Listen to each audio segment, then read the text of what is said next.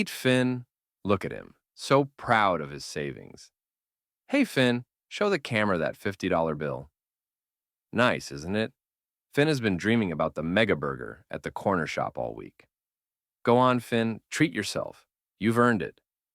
Whoa, whoa. Slow down there, big guy. Why the long face? Ah, I see. The burger that was $50 yesterday is now $100?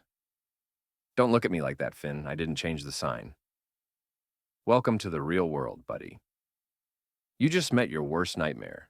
Inflation. Now don't panic. Put that inhaler away, Finn. Inflation isn't a monster under your bed. It's more like an invisible thief. It doesn't actually steal the paper out of your wallet. Look, you still have your $50. It just steals what that money can actually buy. Think of it like this. Imagine if everyone in your neighborhood suddenly woke up with $1 million under their pillow. Sounds great, right? Finn is already imagining his private jet. Dream big, Finn. But here's the problem. If everyone has $1 million, the guy selling the burgers is going to say, "Hey, if everyone is rich, why am I selling this for 50 bucks?" Suddenly, a loaf of bread costs $1,000, and your fortune is just a pile of expensive paper. I know, it's confusing. Essentially, when there's too much money chasing too few goods, prices go up.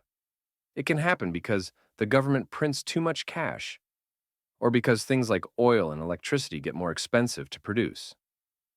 So, what does this mean for you, Finn? It means if you just leave that $50 bill under your mattress for 10 years, when you take it out, it might only buy you a single French fry. Don't cry. There's a way to fight back. You have to make sure your money grows faster than the inflation thief can eat it. We call that investing, but we'll get to that in the next lesson. For now, Finn, maybe just stick to the small fries today. If you want to help Finn understand where all his money is going, make sure to subscribe and hit that bell icon. We've got a lot more to learn. See you in the next one.